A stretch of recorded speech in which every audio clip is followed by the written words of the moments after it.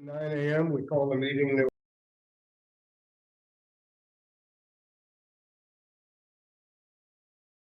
the States of America, to the republic for which it stands.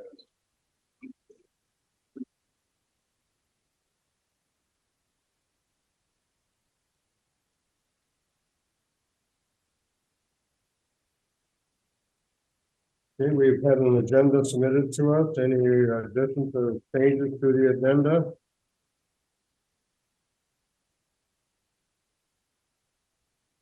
Feeling of the board? Make a motion, we approve the agenda. For a second, Second. discussion? Being none, all in favor, say aye. Aye. Opposed, say nay.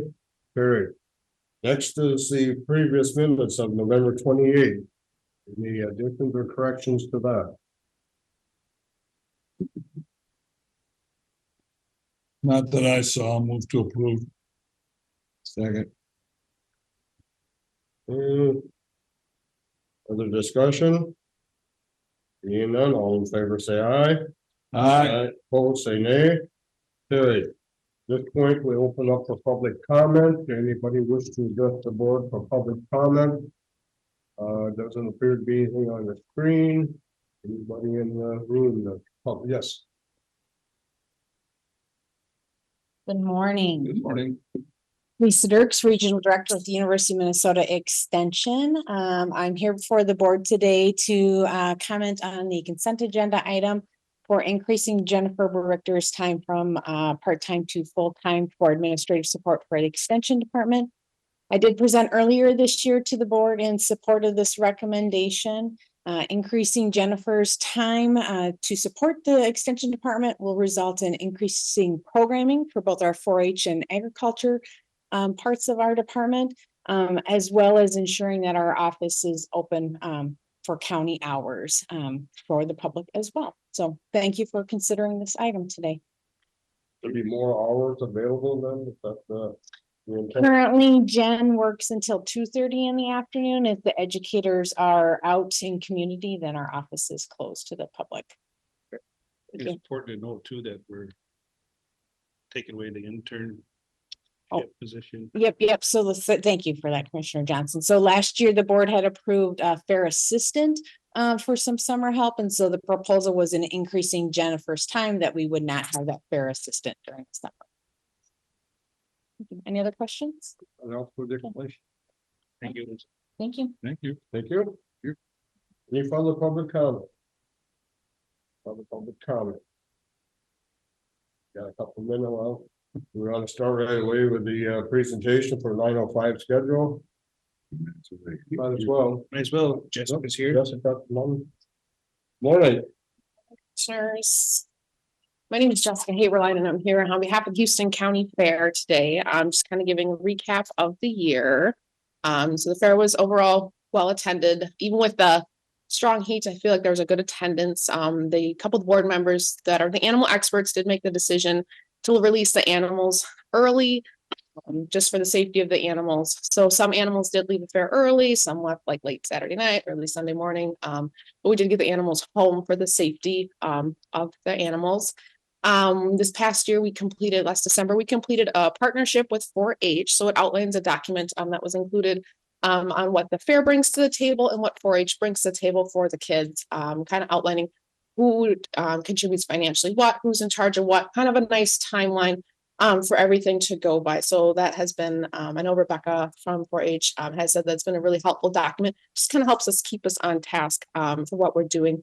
4-H does come to the fair board meetings, but they do meet quarterly. We have a group of people who meet with 4-H outside of our board meetings just to kind of review things, and they do meet quarterly to go over those things. So it has been noted that that has been very helpful. Post fair, we always send out a survey on Facebook for anyone who's attended to the fair or anyone who just has suggestions to complete. So we always get good feedback on that. Big concern has been the carnival midway, or lack thereof per se. So our current president, Pat Malling, has been researching carnivals. He's reached out to quite a few. So we're just seeing if there's anything, we have the ones in the area, but see if there's anything further out of state that would be interested in coming to Houston County to bring that back. Obviously, the cost of the carnival is a very large expense, so we're trying to be mindful of if we get a carnival's interest, how much is it gonna cost? You know, of course, we want to bring something that brings people to the fair, but we also have to be mindful on the cost end of things. The ARPA funds that we received, currently Craig, I should say, our maintenance guy, is working on setting up everything to fix Floral Hall. It's got a lot of water damage and rotting, so that's kind of a big undertaking there. So Craig has been working on getting that completed. So that'll restructurally make Floral Hall sound. As far as the other funds go right now, we are again kind of looking over everything. We want to make sure we're very careful and mindful of how we spend that money to make sure we are spending it in a good manner. We are talking about our entertainment building, kind of extending that potentially. Nothing set in stone, but we're just in the beginning stages of looking at where we can put that ARPA money to better with the grounds and just what we can use it for. That would be improvement to the fair, to the fair goers, and to the county as well. Our current officers, our president is Patrick Mulling, Vice President John Kulis, Fair Manager myself, Jessica Haberline, our Treasurer Stephanie Smith, and our Secretary Rachel Christensen at this time. One thing we are trying to get up with a technology boom. There's been talk at previous meetings about having a cashless system. Obviously, cash is still would be available, but we have a lot of people who come with debit cards, you know, so kind of looking at options there for payment to keep less cash on the grounds. A lot of times after, you know, the beer tent closes, there's people that are counting money till 2 a.m, 3 a.m, and then you got to be back the next morning. So trying to look at ways to minimize the cash on the grounds. Nothing in concrete that we're doing yet, but I know it's something that's going to be looked into, you know, look at the fees, like what's the cost to the fair kind of things. That's one thing we're hoping to move forward with. This fall, Scare at the Fair, the haunted house out in the barn was another success. They brought in just under $8,000 this year, and that's done strictly by community volunteers. So they put it all together, they set it all up, take care of it. So it's really a wonderful thing to bring to the community. So they did a great job with that. And then this last year, we've had a couple more bookings at the fairgrounds. We had like a car auction coming. So we're trying to figure out how to utilize our buildings like during the off season. Obviously in the winter, the buildings are used for storage, but in the off season too, what can we do to generate some revenue in these buildings? So I know there's a graduation party held at the entertainment building. So just trying to make people more aware that you can, you know, rent the building if you want to entertain our graduation party or something out there. So I think that's kind of something we're looking forward to just try to help promote the use of the ground so the community can use it, but it's still cost effective for us in generating a little bit of revenue. Any questions on anything at this time? Yes, Bob. Just a clarification for me. Yes. When you say the animals were released early, it's because of the heat. Yes. Yeah. Due to the heat, the animals are released early. Correct. So have you Go ahead. you looked into the electrical as far as you got several meters. Yes, there are like 4 or 5 meters on the ground. Correct. Have you looked into trying to combine that to one, or is that impossible? I can say I do not know, but that is something to look into. And maybe I know obviously there'd be a cost associated with it, but maybe that would be a beneficial use of the potential ARPA funds or, you know, something because the meter charges are quite high. Yeah. I You mean, get charged for each meter. Yep. Yep. So meter combination. Let me just Only make it. reason I know about that is because that was shared to me by John, so. Oh, gotcha. All right. I was like, wow, you know a lot about meters in the city. Okay. Noted. Okay. So looking at potentially like a meter, you know, combining them all, so then it's less because yes, our utility bill is quite high. Because I know we have a separate one in the bus barn for sure. So we know like what the buses use because they plug the buses in the winter in Crack Arena just to keep them warm. So is any of your buildings heated during the winter? No, None. no. Okay, I don't even think there's heat in them. I'm not sure on that. Don't quote me on that, but Yeah, no, I- nothing's heated in the winter. But like from the metering point of view, the buses are plugged in. They have a meter, so they pay for their Correct. Yeah. electricity. You So don't we want to can- have just one meter. 'Cause you Exactly. need that separate. So like the bus one might have to be separate. I don't know if there's sub meters, not electrical guru by any means, but a great point. And we have a meeting on Sunday, so I can bring that forward to the board It too. wasn't too many years ago that the city rewired the fairground, put a new replace some of the old system out Okay. there that's falling apart. Maybe That one. we should look at the transformers too, they might not be big. No, either. Keep it that. Well, you answered one of my questions about the carnival, get more people there, but you're still in the looking, find people who are willing to come and talk. Yeah.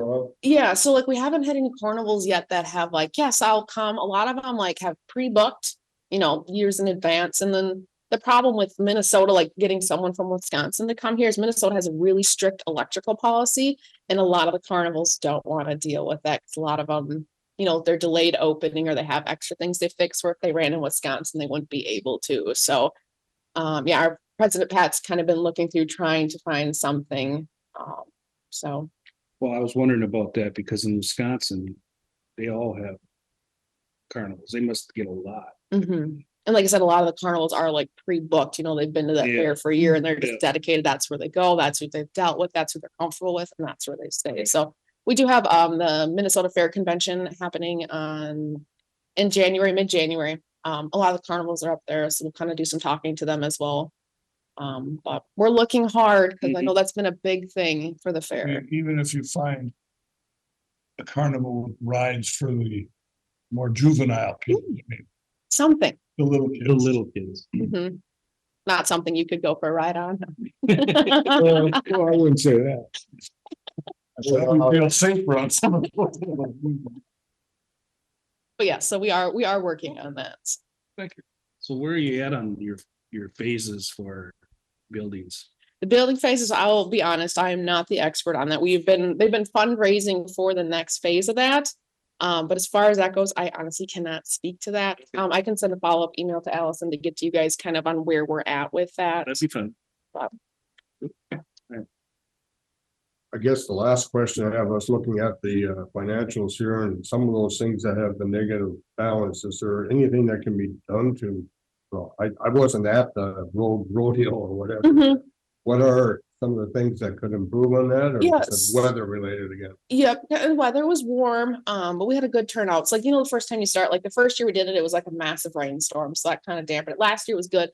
But I think next year, one of the girls who was working with the rodeo, we kind of talked about bringing it to the board next week or next Sunday about asking for more sponsorship, like outside of the county. Like our county supports us very well, and we're very fortunate that we have that and the amount of people that volunteer in this county to help us. But like, we all shop outside of Houston County, like Woodman's or Menards or of people that we support their businesses, kind of asking them like, hey, we have a lot of people from Houston County that support you. So trying to branch out that way to see if we can get some more support that way. We've been Like increasing, Sweeney's, like Sweeney's Farm and Home and right? Yeah. Like Lanesboro Sales Commission, like how many things we go there or, just anywhere. It doesn't have to be in the county because I think we focused a lot on the county, but just maybe having a couple people on the board get together, put a list of where do you shop? Where do you do your stuff that's outside of Houston County that you're a loyal customer to?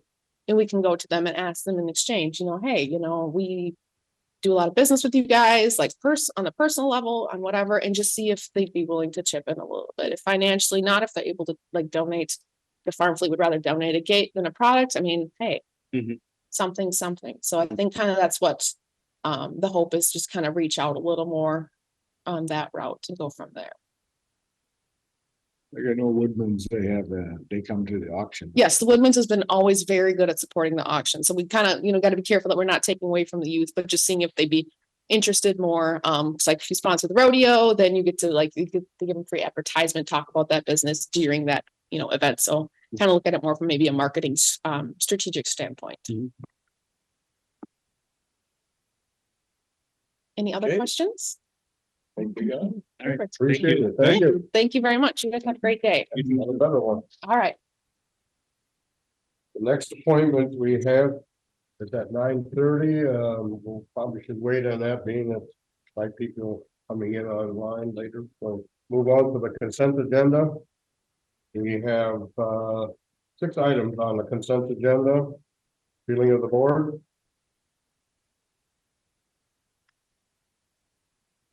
Make a motion, we approve the consent agenda. I'll second the motion. I have one question. Go ahead. On that item number 6, approving the 2024 tobacco licenses. Are these the only tobacco licenses or is this an after the fact? That would be what Polly answers that. Are you there, Polly? Holly? It's something that we do every. I know this is an annual thing that we do. It's an annual thing. It's just that there are other businesses around it. I don't know if they sell cigarettes. Holly, Are you there, Kyle? There you are. I am, I Number missed a phone call, but yep. I have that person on hold, so Just asking about the cigarette or the tobacco licenses. Are these the only 3 in Houston County or is this? in the county, yep. The city ones would go through the city, but these are in the county. Right. So like the marina down in Brownsville doesn't sell cigarettes or Apparently, golf I course. would have to say. I don't think they do. No. I'm just curious, that's all. All right, that was my only question. Thank you. Okay, thank you. Otherwise, they're covered by the city licensing, like the Yeah, Crescent yeah, and yeah. Caledonia, so on. So, Heights and- very good. Houston BP is in town, township. So It's not here. Okay, and we've had their question and, okay, ready for the vote. All those in favor say aye. Aye. Opposed, say nay. Carried. Number, one of the action items is to, set the 2024 recorder's annual salary at 81,307.20. This represents an equivalent COLA, the step increase provided for other employees, step 6 and non-representative 2024 scale. Good morning. Good morning, Commissioners. This is just the COLA increase, is that correct? This would be, yes, it is, Commissioner, and it treats the recorder in a at par with her county non-represented department heads. Otherwise, her salary would slip backwards. It provides for a step and a cost of living increase in January. Feeling of the board. I make a motion, we approve her COLA increase in annual salary at 81,307.20. I'll second that. Further discussion? There being none, all in favor say aye. Aye. Opposed say nay. Carried. Thank you, Mary. Number 2, adjust the D range non-represented employees 2024 pay rates 3%. This again will be equivalent COLA. Provided other employees. Correct, Commissioner. And who are these employees? These employees include the finance director, the information technology director, myself, and the assistant county attorney. So what salaries are those at then for with the COLA increase? I don't have those right in front of me. It is, these were the grandfathered positions that are off grid. The D6 ones, I sent that information to the commissioners. And they are, The salaries? Yeah. I don't have them committed to memory. I'll pull that up. you don't have what the salaries are at?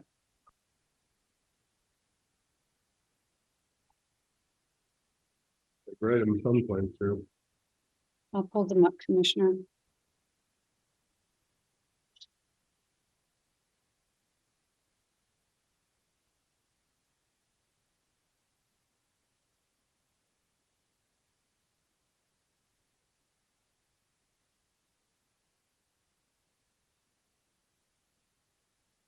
Up here they are.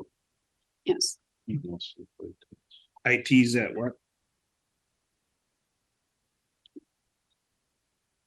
You have it in front of you. I got it popped up here in I don't have them up in front of me, Commissioner. the IT is 119,329.60. Finance director, 119,329.60. HR director, $112,736.00. 112 what? 736.00. An assistant county attorney, 112,736.00.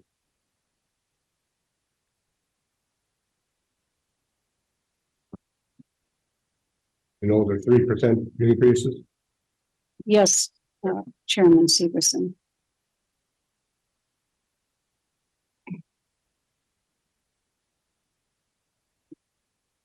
The 3% is provided for other employees. Treated similarly. I'll make a motion to approve the adjustment. Motion is made. Is there a second? There's a second. I'll second that. Further discussion? There being none, all in favor say aye. Opposed say nay. Carry. Thank you. Number 3, we got a couple more minutes here. Consider approving resolution 23-48, final acceptance of the state project 028-616-006 and state project 028-070-010, contract number 322 with blacktopping County Road 16 paving project. Total cost of $101,841,408.50. Brian, good morning. Yes, good morning. So this is the paving project on our County Highway 16 south of Spring Grove. So as Mr. Severson mentioned, the total work certified $1,841,408.50. Original contract $1,822,763.79. So it is 1.4% over the original estimate. And there's kind of two things for that over on there's some pavement for asphalt and then some subsoil or subgrade corrections. So we went out there to do this paving project. We anticipate there's gonna be very minimal bad areas that need to have some corrections of the subgrade. We knew that there's a pretty thick section out there. And ultimately, once we got out there, melted up, there's some areas that started falling apart with the equipment on it. So we had to get those patched back in before paving. So overall, the project turned out very well. The reason why there's two different project numbers for this is that we had two different federal funding sources for this. We had some safety money to pave the shoulders of the roadway out there. So it's a little bit wider pavement than what existed before, along with federal funds for the overall surface. So a good portion of this project was funded through federal funds. So 1.225 million was federal funds, 516,000 of our regular CASA funds. So well, overall, I think the project turned out very well. Haven't heard any feedback, negative or positive, on the end results. So ready to close this out. So 1.2 million was federal funding on this? Yep, a little over 1.2 million. And that resulted in federal wages. So, yep, so whenever you have federal funding, it ties all the federal prevailing wages in it. So And that's the entire project. the entire project, yep, 2/3. correct. If there's one penny of federal funds on the project, the entire project needs to meet all the federal requirements. So that's wages, permitting requirements, environmental, all kinds of different stuff we need to do. Lots of extra steps. No penalties. No penalties on this job. So there was no overages either? So, yeah, there overall on quantities, there's a little bit of extra subgrade correction. There's a little bit of extra bituminous that was out there. But it was overall fairly minimal. So it came in that bit. The end result was 19,000, just under 19,000 over bid. Okay. Out of $1.8 million project. Make a motion to approve final payment. There's a second. I'll second. Further discussion? There being none, all in favor, say aye. Aye. Opposed, say nay. Carry. No, sit tight, they were close to 9:30 for the, So is this a public hearing or public? Yeah, so we need to provide the opportunity for public to provide input if anyone's present. So yeah, so we should not start before 9:30 on it. MS4 thing. Yep. So this is the MS4 requirement, municipal storm sewer separate system. It's a requirement that Houston County has for all of our, You don't need to explain until we start. okay. Yeah.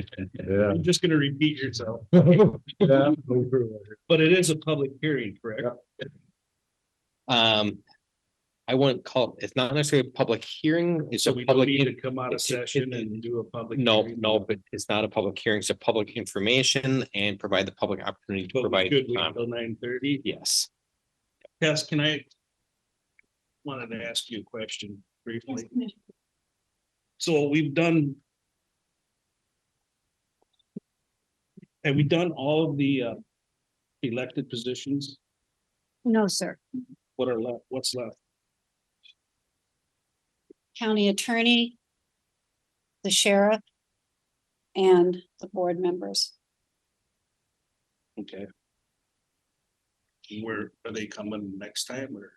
The auditor treasurer was part of the non-represented as an appointed position. As the interim appointed.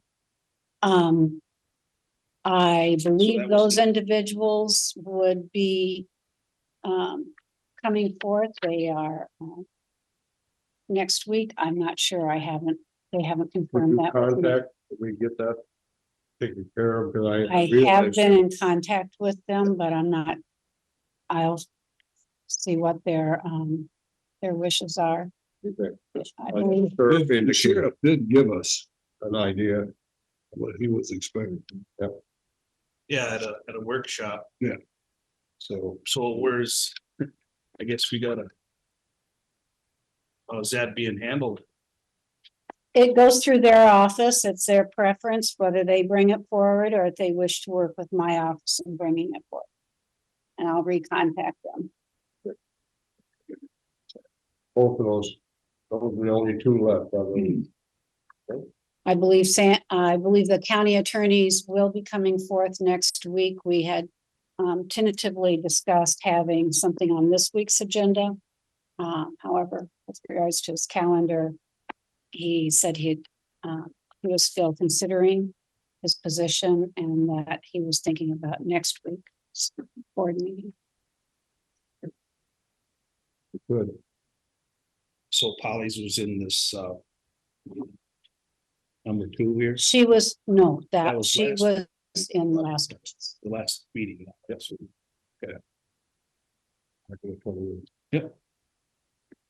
Carol?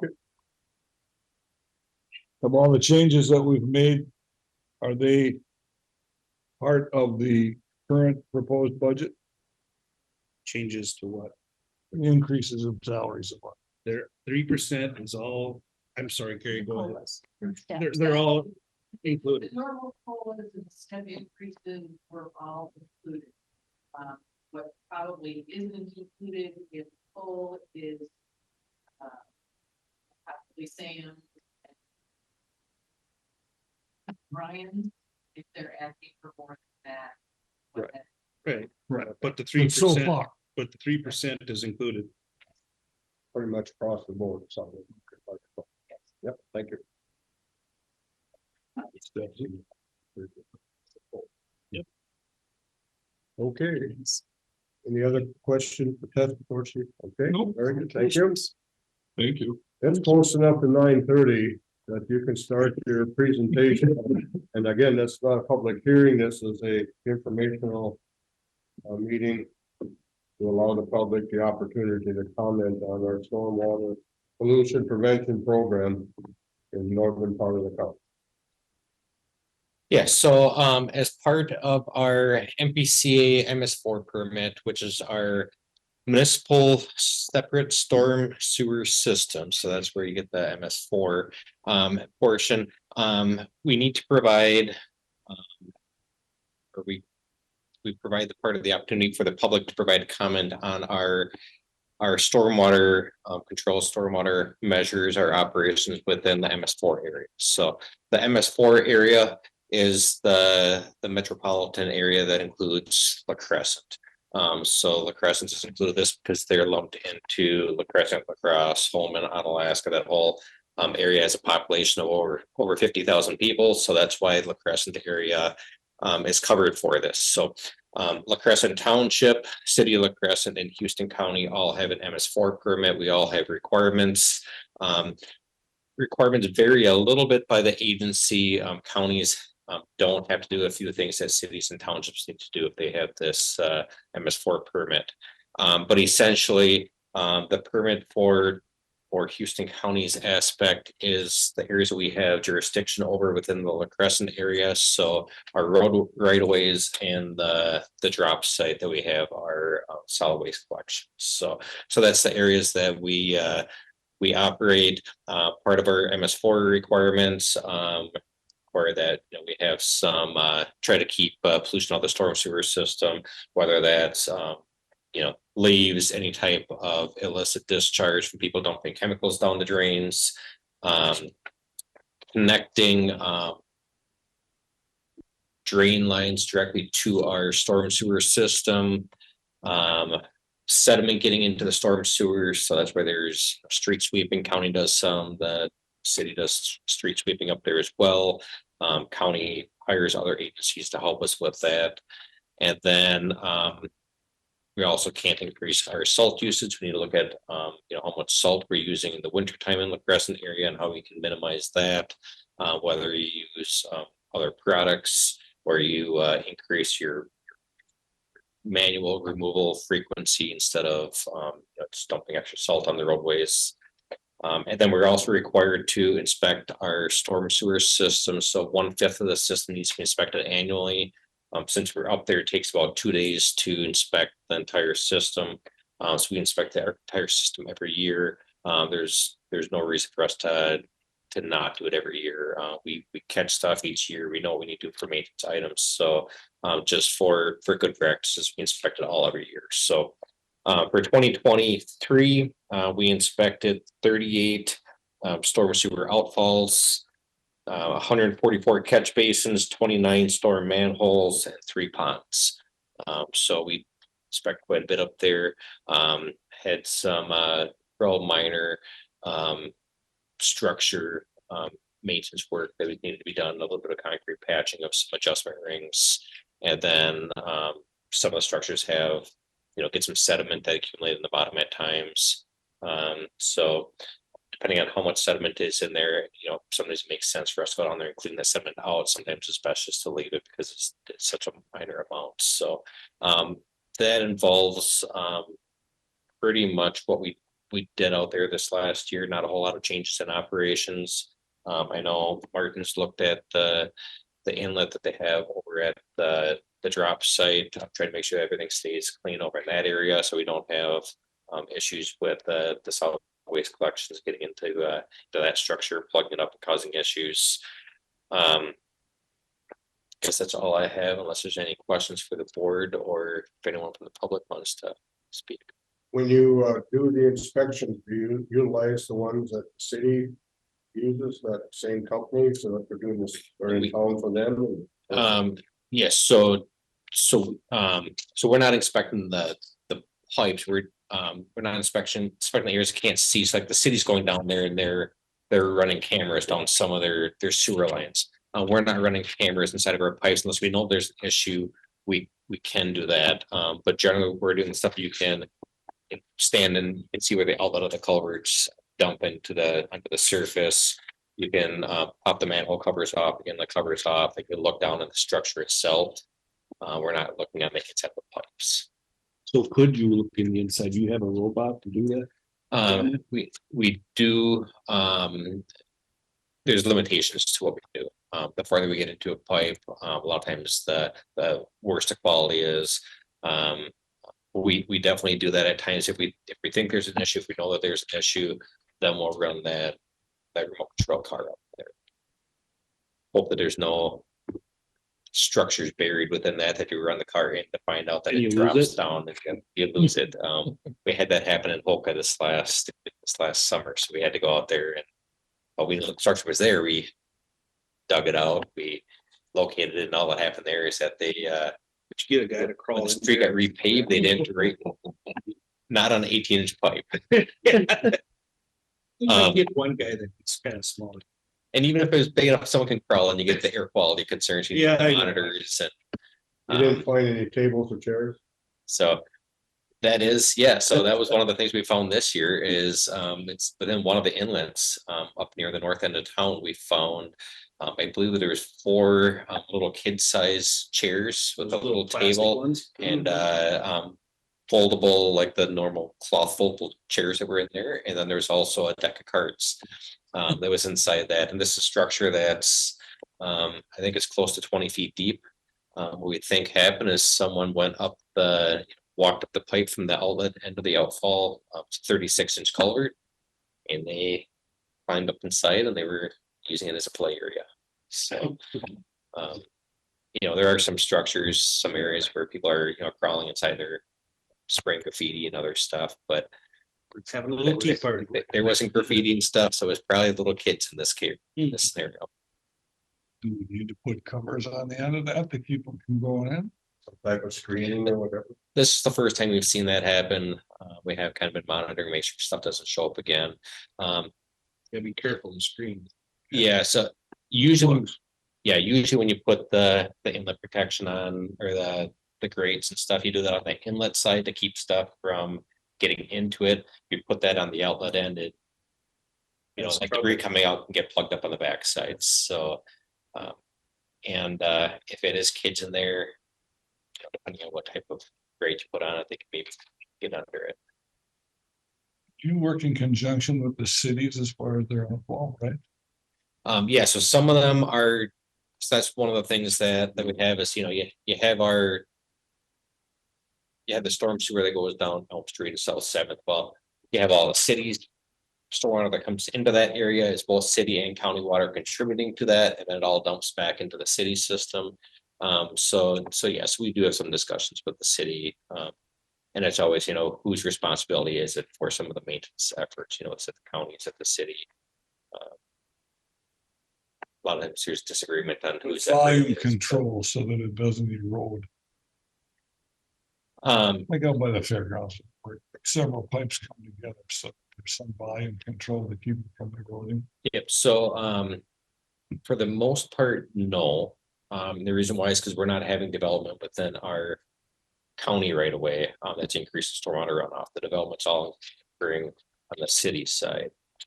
So they have the volume control limitations. I talked to the city about saying, hey, we have an issue. We know there's an issue on Elm Street. With Elm Street, Main Street intersection, a couple blocks each way, there's flooding during heavy rains. How can we make that better? So we have had discussions with that, and usually what happens as well. It's the city storm sewer down farther causing the issues. So until that's resolved, there's limited things that we can do. If there's erosion in the township because of city runoff. Be it going through the golf course or whatever, where it all comes together. Yeah, I mean, it's coming from up the line, but not until it gets together down the road. Yeah, so thankfully we haven't had that issue that I'm aware of, at least from the county side in that area. We've had in other areas in outer parts of the project where we look at it and say, okay, we replace the culvert. We'll do some maintenance outside of our right of way. That's maybe the township responsibility for a few hundred feet to maintain it. We're not gonna follow that run all the way down to the stream that's half a mile away, but we might take over some responsibility or do some stuff. Within the Crescent area, our stuff's going out to the east. I don't think any of our stuff's going to the west, to the township side. It's going more toward the river. I just look at Caledonia, when it comes together, it ends up running down to Crooked Creek. Yeah, so trout stream and yep, so like in Caledonia area, I've definitely had a lot of discussions in the past in some different areas with, how can we partner with stormwater ponding and try to figure out how can we reduce that runoff downstream. Really haven't had those discussions with the city of La Crescent because it's more developed areas. They don't have some immediate adjacent fields to have those ponds on developed land. thank you.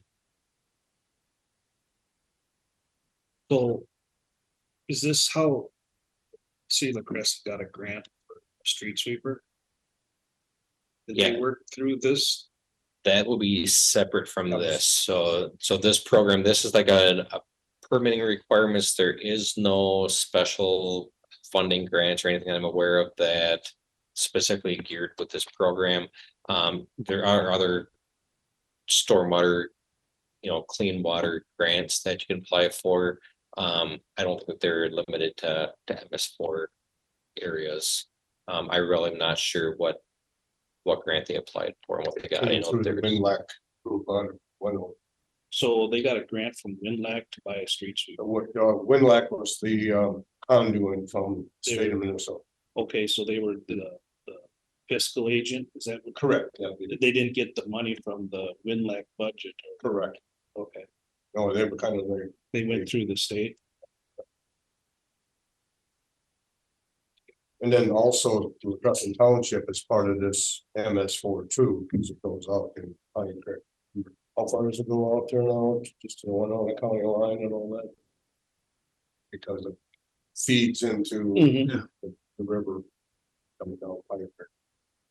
I remember when this first started about 12-15 years ago, they just threw it at us and we had to fill out this 18-page form. All the acronyms I'd ever seen before. There's a lot of in there. Yeah, and we've been audited on this program a couple times by the state, by the MPCA and stuff, and they acknowledge that for like a county or even a small, more rural township that's part of the MS4 program, it's a difficult program to operate because you're so limited on what it impacts and what you can do. For a city that has jurisdiction over, the development within that city and all the residences, they have a lot more control over their program.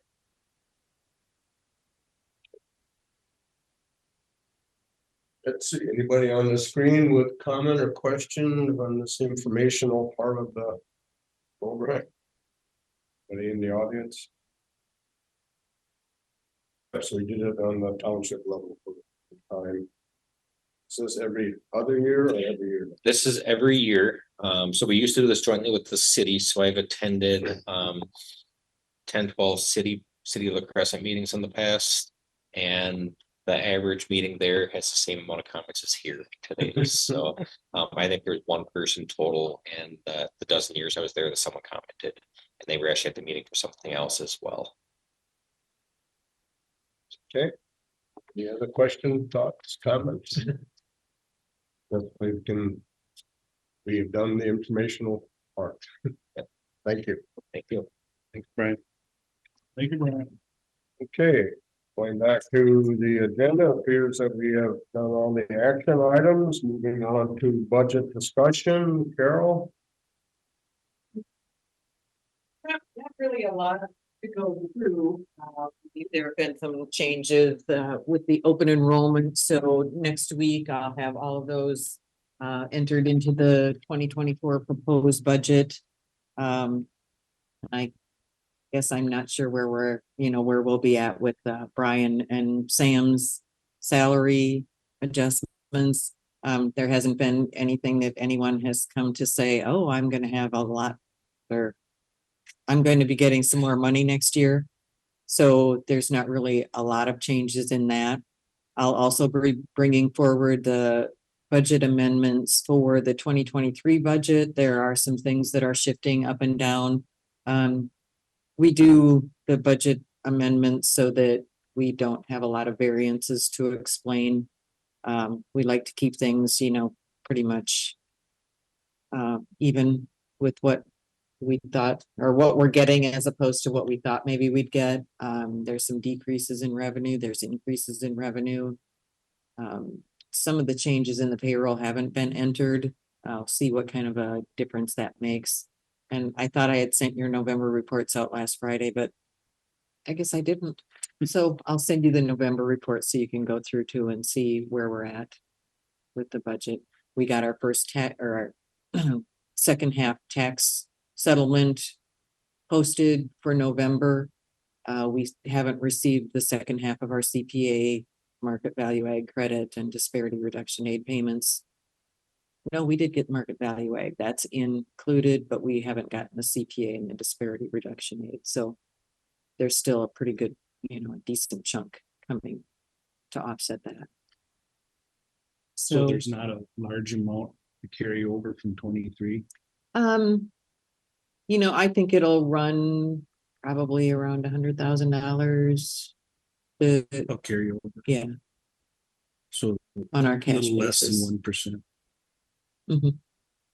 But we'll see. So when you say carryover, surplus or deficit? Well, added to our fund balance. Right, I think is what you mean. Yep, exactly. Probably money that we've gotten in that we haven't spent. Because the 1% figure is what, 147, 142, 42,000. So. And then I'm working on the presentation for tonight. Yeah, tonight we have TNT at 6 o'clock, correct? Yeah. Tonight we have At TNT. in this room. In this room. And I guess, We're all looking forward to that. well, it is another case where, I can show that the amount of the county's increase, that 7%, what kind of an effect it has on each percentage of net tax capacity. The problem is there's all those shifts where it went to ag property. Like You the know, Green these- Acres deferral was No, taken away from the farmland, right? So the farmland is being taxed. well, no, the state said we had to have a 5% increase on those certain types of land On the values, yes. on the value. So Yeah. that makes the difference in how what their net tax capacity calculation is. Right. So, you just have those shifts back and forth. We had the homes that are over, how old that had to have increased value. So, they're ended up taking up more of that because their tax capacity is higher of the increase that we had. And people with houses older than 1940 got a 25% Right. increase. Luke had an article in Yep, the Fillmore County. Fillmore County Journal. He also referred to that Green Acres deferral that we don't get credit for that on the farmland. So that's being taxed at full value. I guess I don't know how that goes. It was in our, so that made a change too for the Mhm. farmers. Yeah. Because they increased the cap from 1.7 million to 2.1 million, and then they took away they didn't take you still have the Green Acres, but they just took away the. Yeah. So, wasn't it? It's really hard to pinpoint, if it's in and says mine went up this much, it's like, well, if we look at your value and then we look at, did the tax capacity rate change or, other things? Well, like, for me, for example, mine went up, just the county portion, $3,000. And it's because I have a house that's built in 1903. And farmland, Green Acres deferrals, credit was taken away on the farm. So, and then the 7%, so that's it. On your house, that's the 1 acre. 1 acre. Mhm. Yeah, so just, there's And probably gonna be a everybody few who has people a here house tonight. built 1940 or before that got the increase, also because of the increase loses some of their homestead credit. Right. Mhm. I They're, agree with well, that. not homestead credit, their market value exclusion. Yeah. There's no credit involved with that anymore. We I lost guess all that Oh, money. true. Well, a lot of this, sorry, some of this is state dictated.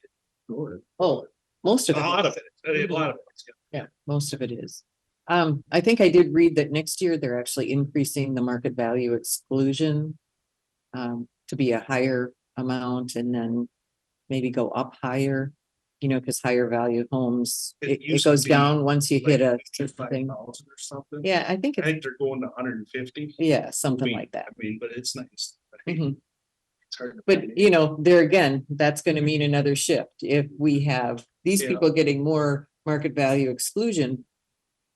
Because the levies are what they are, somebody's going to have to make that up, so.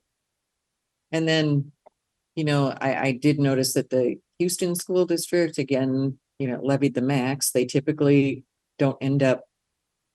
Their final levy doesn't end up the max, so people in Houston school districts are probably seeing something that's not Yeah. really it's not good. realistic. Realistic. It's- And- yeah, You know, it's like, well, That's we why know, when I get phone calls, I always say, okay, what's your county portion? Yeah, what's, What's the school's portion of townships, you know, because, or the cities, it's all different.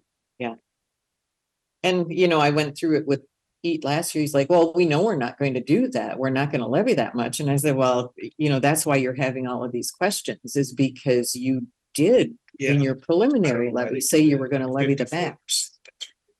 Mhm. scary. Yeah, so, I guess Anyway. my question are be prepared to describe or define this tax capacity thing. A lot of people ask that question of me and I don't know what that And- well, to be honest with you. that's not really my portion. Okay. That, Luke can explain that. Luke, yeah, okay, Luke can explain. I'll mention, I'll stop and talk to him. Because that's the thing is the tax capacity. Mhm. We got the values, we got the levy, and somewhere in between, we figure out what your portion is. Yeah, and those percentages are all defined by the state, by the legislature. And all those They get, classifications. yeah, you know, they get lobbied that they says, well, our taxes are too high, so, oh, we're gonna decrease the commercial tax capacity rate. Well, it's not like the levy's going down, so there's another shift, you know, every time they change something, it shifts to different people. Yep. So that's really Okay. all I have. Are we gonna discuss the budget some more? And I mean, and some cuts. I've been looking through some of this stuff. I think we can make a few cuts to get our levy down a little. We'll, We want to talk about that. we'll set aside time next Next board Tuesday. meeting. Next week. Okay. Mhm. Have it'll actually, well, if you make cuts, then they would be approved the next week when we approve the final budget. Well, I just wondering when we were gonna discuss it. That's all. Mhm. Because there's places there to look at, that will have our numbers at the end of this week when she sends out in November. And kind of give you an idea of what we have our carryover, if any. Okay. Okay. Thank you. See you tonight. Okay, moving on. Yeah. How many pages are you gonna, how many pages are there that you're gonna send? For tonight's thing, You know, The oh, the usual, the 40, whatever. So November. unless you want like the line items from each department, I can send those also. yes, please. Bob wants them anyway, does anybody else? Yeah, okay. moving on to board updates, Greg. Let's see. Yeah, we had an extension meeting last Thursday night, correct? And we had a Wildcat meeting Thursday afternoon. On Wildcat, we're moving on, trying to get things going so we get set up for the next year. And extension meeting, I was on Zoom, Eric was there. Really not too much. They were working on some resumes and some employee evaluations and stuff like that. For the extension and the 4-H educator. Yep. And for Lisa, so. And that's about all I got for right now, except for the meeting tonight. Are we moving forward with Wildcat? I mean, managerially and whatnot that's coming together? Yeah, they were supposed to get hold of Amber and see if they want the job back, and then they were gonna look at it with a 3 to 5 year contract. And if she doesn't want the job back, then we gotta back up. Given our first option there. Guess we gotta.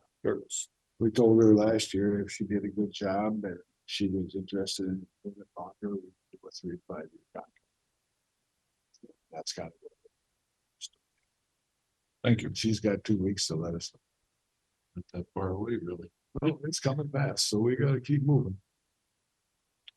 Mr. Schultz. Dewey can add to it, but I'm done. We had land use, this morning. A little bit quicker meeting than normal. Sounds like different, properties that people are trying to subdivide a little bit. They've been busy in the Parcel offices there. splits, yep. Yeah. And that wasn't a lot that wasn't covered at our meeting here today. It escapes me right now, but Amelia brought up about that. Jason's grant. For, what was that for again? Remember? Yeah, they want us to possibly host it. Host the grant for, God, I can't think of it. I should write that down. What's the parcel splits? Is this people who are splitting in families, within families, or are they selling off, or? A lot of it is for estate planning, the way that it was. Estate planning, okay. So they Makes sense. it's really good that. And land that's come up for sale, they're looking at splits for that. Okay. Several hurdles. Okay. That it? Mr. Burns. Well. Over the weekend was the AMC conference up in the cities. We three went there, Louis and myself. It was a good conference. It covered a lot of things. I'm not gonna go into everything because we don't have time. There was a lot of different things that were talked about. When I got home from the conference, I ended up with COVID, so I was sitting at home for 5 days, so I didn't make any meetings during that time frame. I'm negative now. Last night, yesterday, I had a Bluff Country LLC meeting about the finances and where Bluff Country's at. They're expanding but doing well. And the housing programs that they are doing are strong as far as the housing is concerned. SEMCAC was last night at the board meeting for SEMCAC, new director, and discussion about the new buses that they've gotten. They actually came, all three of them at the same time, which was a surprise. So they're getting that ready, and the like Rolling Hills is going to be expanding. They're looking for more volunteer drivers. Drivers are volunteers, but they get 66.5 cents a mile for their volunteer driving. So they're looking for more volunteer drivers. The food shelves and whatnot are really busy. The holiday season coming and whatnot, people in that regard. And then we had our community services meeting this morning, talking with the Veteran Service Office and talking with John as far as the goings on there. I'll let you talk about that, Dewey, and then of course tonight is the TNT at 6 o'clock. That's enough. Mr. Johnson. Well, I'll start off with, I shared with you guys a little brief outlook of what our 5-year, what we've done in 5 years for the River One watershed plan. And I shared it with the media too, so that just gives a brief synopsis of what we've done so far. Also, last Thursday, I went to a Houston County Water Plan meeting. They discussed, reviewed what some project updates. 3 of the 4 push-up ponds have been completed. 11 planned projects are all completed for the pond cleanout program. There's been an increase in infant well testing. November it went to, October was 2 and November it went to 10. So, and public health had an increase as well.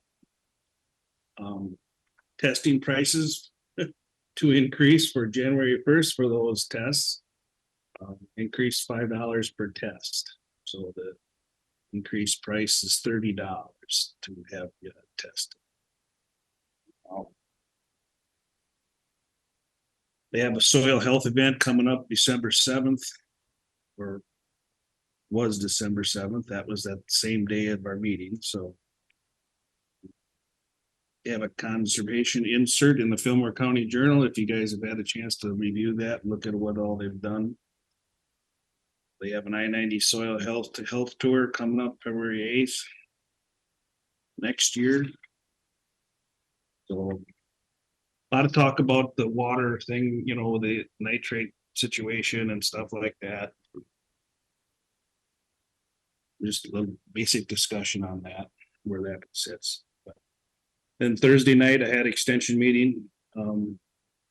Greg brought that up. We did do the performance reviews for the staff. In this booklet, I want to share with you guys what. I mean, Rebecca's very busy too. And Katie Druitt is very busy. It's our local extension educator. You look at all the things that she's done. She's on media. She does Channel 19. She does the radio. She has articles in the paper. She does a lot of stuff. And so that's kind of justifies the need to have Jennifer full time because she keeps her busy. So. And they got so many new programs coming out too. Yep.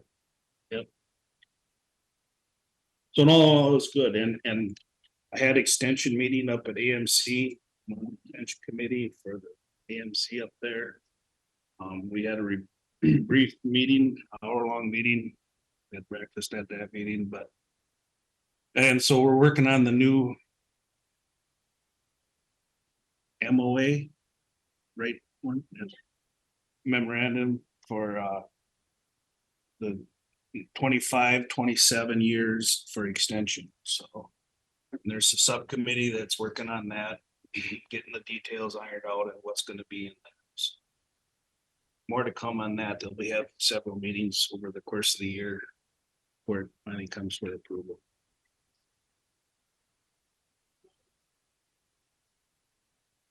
AMC, Sunday night, I showed up and I went to the Agriculture Rural Development Forum. Kent Thies from Farm Management Analyst he's a banker. He does a lot of articles on farm programs and ag economy, and he gave us a Minnesota farm economy is coming to a crossroads where prices are starting to decline. So he's gave us an outlook on that. Commissioner Thom Peterson was there from the Department of Ag, Minnesota Department of Ag. He gave a little speech to us on what they've been up to, and he did address towards the end there on the nitrates issue that was handed down by the EPA to the state of Minnesota. I was encouraged to hear him say that he's an all of the above guy where it comes to agriculture. You know, he's supportive of production agriculture, organic or agricultural, livestock agriculture. So he too said that we need to promote what we've been doing in our watersheds thus far is to help improve water quality. And I also made a comment to him that I was glad to hear him say that, and that we need to advertise this and what we're doing. And he agreed to that. So he didn't give us any details of what, they had that joint statement, a letter that was sent out in a response to the EPA, and what they're going to do. They're going to be doing it in 3 phases. I don't know if anybody's had a chance to look at that letter. I don't have it with me, but all in all, that was a pretty good meeting. I went to some work sessions. I'll start off with the good news. I went to the Stevens County did a thing on what they did for daycare, and they did these daycare pods where they used their ARPA money they set aside $1 million to build these a daycare pod. It's actually one building. It's separated out in 6 pods, I believe. And they rent those out to family daycare businesses to run their daycare. They can't live there, they can't sleep there or anything like that. So it's just a place for them to go and do their daycare business, and it turned out really well. There was concern for competitiveness, but actually it improved. You know, you create competition to improve the quality of, and then the fact that they did this, there was a commercial daycare center that increased their capacity, doubled their capacity. So it actually helped fill their empty slots. So that was a good thing. Also talked about in one of their workshops with DDA put on a wage thing. Talked about situations with their, you know, performance and wage grids and people that need to, that do, like we did here 2-3 years ago, do a wage study. I talked to her about the situation with the sheriff. He used the counties that we used in that study for his comparison, and she said that wouldn't be a fair comparison because all those counties that we used for this wage study for the union employees wouldn't be actually technically the same counties you would use in a situation like that, because you need to know what the sheriff's responsibilities are. You know, does the sheriff have a chief deputy? Does the sheriff have a lead dispatcher? And so on, you know, so all those things would need to be taken into consideration. So I found that interesting. I went to a couple of things on water quality control structures, and a lot of this was out, some was out in Renville County, so it doesn't really kind of work around here. It was a very interesting information on what they did for water retention, where it's flat ground. They don't have hardly any drop out there. So what they're trying to prevent is water that is, you know, if they get a high rain event, water goes through these flat areas and low areas, and it's wide. And what they're trying to, and what they do is they put up like little retentions to force that down into the tile system, because it's actually cleaner to bring it through the tile than it is to have it run across the land and into a ditch. So it prevents the sediment flow. But also they can farm through these areas, except where the tile inlet is. But that was very interesting. It probably wouldn't work around here with our topography, but it was a good presentation. Had some entertaining speakers. You know, yeah. At the AMC, so that was same guy before, the gray rhino. I mean, your black swan is someone else's gray rhino, and he said the black swan is a myth. It's usually a gray rhino. You see it coming, but you don't do nothing about it. You know, so that's interesting. So I guess that's about all I got. Can I ask a question? Yep. Early on, when you were talking, you said the wells went from 2 to 10. What kind of well? For testing, you mean? That's, Yeah, what kind of well? Private wells. People are testing for water. So there's only 10 wells getting tested. 10 people asking for water tests. Yeah. That's it. Yep. Well, I mean, October, there was only 2. So it has increased. that's a big jump. Since the announcement in the media. I would have expected even more than that. Yeah. Well, a lot of them, like dairy farmers, they're checked every 6 months by the state inspector, federal inspectors, so I suppose they don't have to do it. Yeah, this is just for the private people that are requesting them. But I mean, there's a lot of wells in Houston County. Oh, yeah. I tested mine 2 years ago. I do it every 5 years.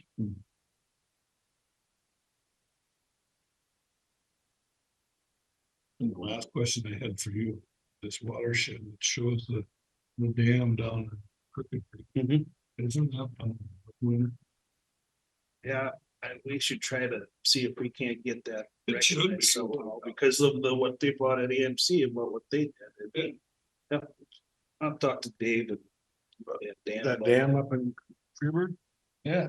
Yeah, that's a huge one. That should be right up to the big ships. That's a lot of Provides work. Freeburg, yep. Saves Freeburg. Yep. That was all I wanted to ask you. Thank you. Anything out there? No. I just at the, the final, what's gonna become of the sheriff's request here, what are we gonna do? I guess more to come on that, I guess we'll have more discussion. I hope to have that discussion next week, so we have it set for the final week, and they have to make that budget decision. I'll reach out and say, are you gonna TA or what's your plans, or Brian? From there. Okay. I too attended the AMC, and one of the things I went to on Sunday night was the workforce deal, and some areas are building, like they did for the daycare, building facilities available for workers and so on. Question that I put to myself, or would have to think about, where do you put it in Houston County if we did go that way? Well, I'm not advocating it for sure, but we just need to be seeing what's going on. A lot of the discussions, I went to the opioid settlement thing, and I didn't get much out of that because it was Ramsey County presenting, and they do things way different up there. They got staff and money, so. But I kind of looked at that workforce and economic development deal, the housing. But there's $13 million on the state level. Start spreading that out. Where do we stand? One of the other things, went to the public safety and committee, and I'm a member of that. And they were happy that most everything they recommended a year ago got done. So public safety is looking good. Went to solid waste. That was the most informative and probably the one that stands out for me. Landfills are getting filled, and what do we do with them and so on. And when a gentleman, look it up quick here, but anyway, one fellow was from Olmsted County, Tony Hill is Olmsted County's director, and then Otter Tail, and then the civil engineer. Long story short, they talked about waste energy as being the way to go. The unfortunate thing is not one of the least expensive things, way to go. Taking the ash and mixing with asphalt and just trying to stay away from having to put it back in the landfill as we do over lacrosse. Or I shouldn't say what they do. To the landfill, and they use it for topsoil and other things like that. But that was the most interesting part, because we can't get rid of the waste. And we talked about recycling more, and some people just have gotten lazy on that. We need to promote recycling a whole lot more than we have in the past. Separate the plastics and the things like that. Went to Tuesday, I went to the Blue Earth County called the Yellow Line. It's an advocate group, and I'm going to pass this on to John and Public Health, Human Resources, that they have available 24/7 a mental health issue expert to work with law enforcement. When they're arresting an individual that may be exhibiting situations, this person is there ready to help take care of their needs, maybe direct them towards a rehab. And those who take the rehab and get into mental health assistance type of thing, they have about 18 to 20% decline in repeating. So that was a positive thing there. That's somewhere pass on to John.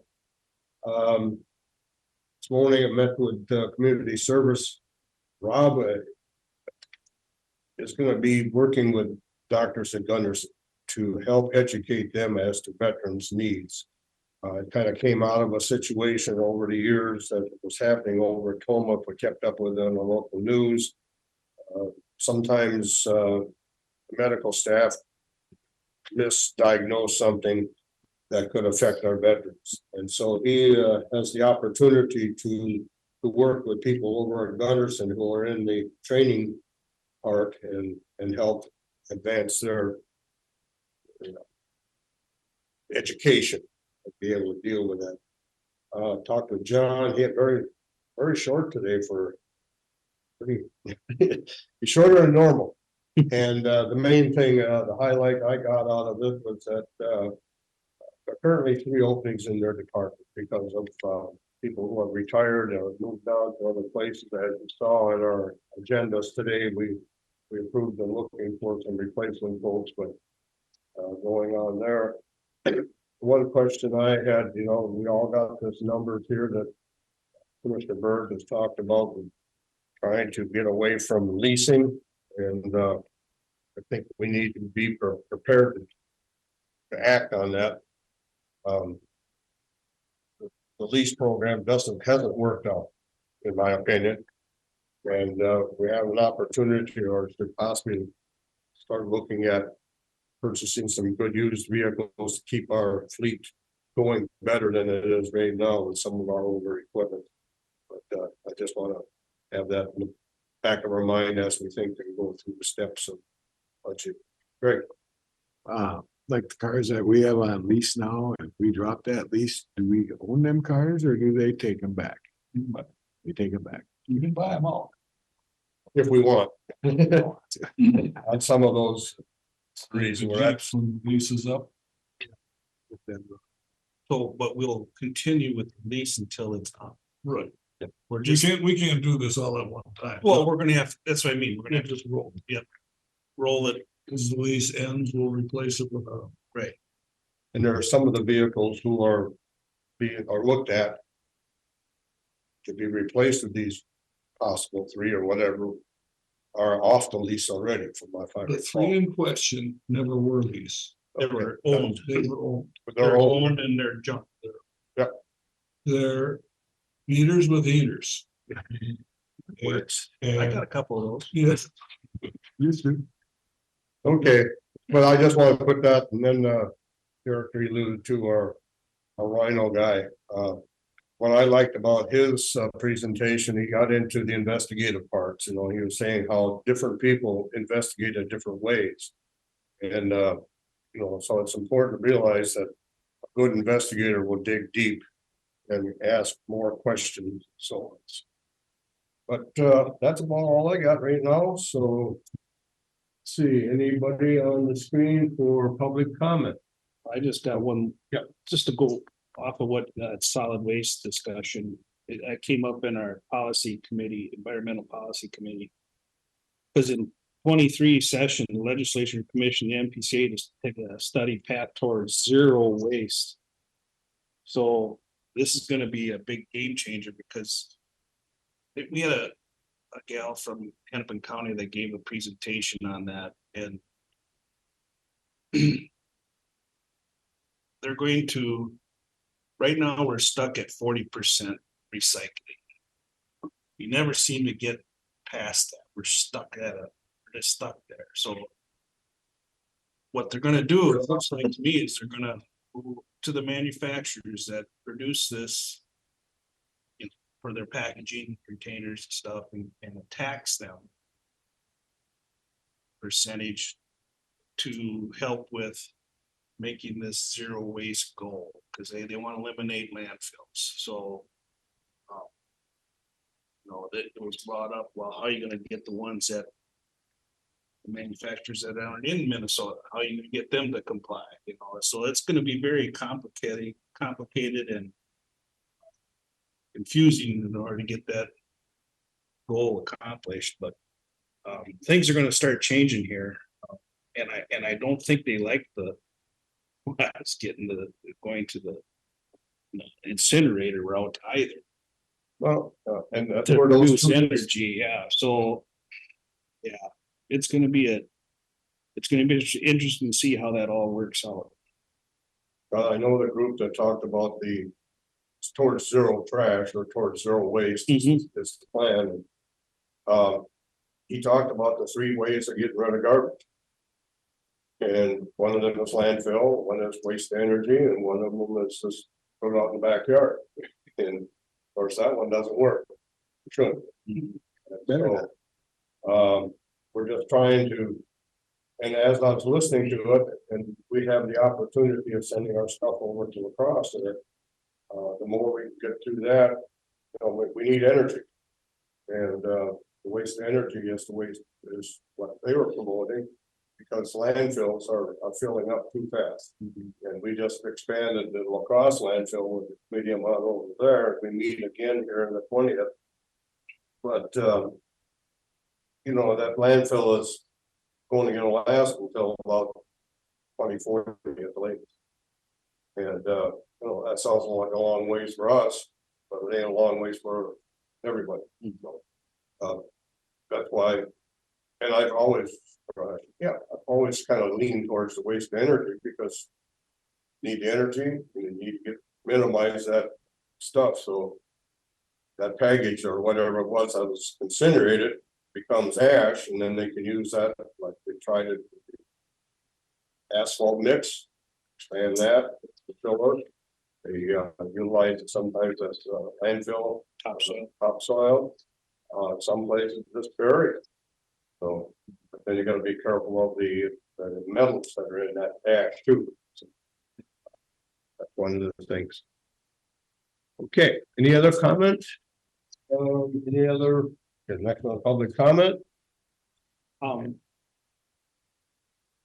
comment? I got a question for Allison on the daycare grant program. Do you have an update on it? Yes, I was just gonna say, so, Houston County, the core team and WDI, we finally launched the first childcare grant in Houston County. It's for existing and soon to be providers.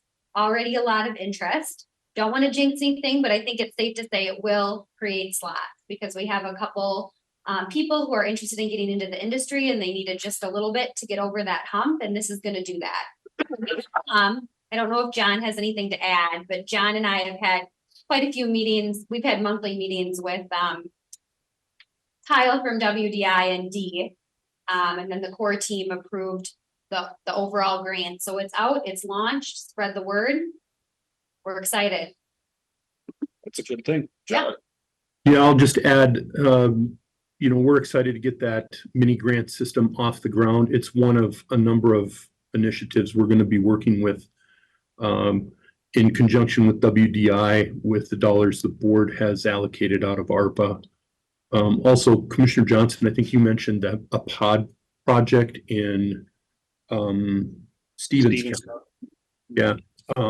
We're also looking into those types of opportunities. I, as you find that kind of intriguing, I think the key to that is finding people who want to do that and, you know, to potentially folks who would have a hard time setting up a home childcare without having something like a pod system like that. So we've been looking at that as well. Not anything in the plans yet, again, kind of waiting to have people who would be interested in that type of arrangement. Mhm. Good. That's all good news then for, you know, Keep up the good this is work. the money that we provided through ARPA to get this started, so. Good news. Okay, Thank you both.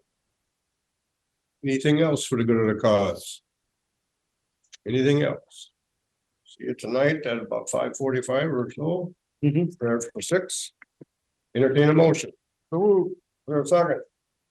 No discussion, all in favor, say aye. All right.